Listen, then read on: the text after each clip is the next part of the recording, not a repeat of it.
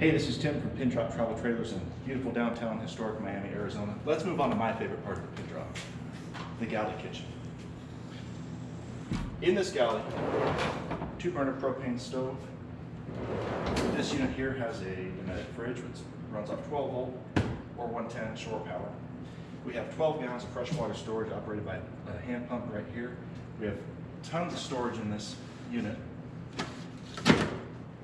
Underneath here, here, underneath the stove, underneath here, underneath here. We boast about 16 square foot total countertop space, which is really impressive for a trailer this size. We also have about 4 cubic foot of storage for your dry goods and accessories. I don't know about you, but I love to cook when I'm outdoors, and this camper has everything you need for a great camping experience and cooking experience. And it's all ready. All you gotta do is open the hatch, pull the drawers out, and you're good to go.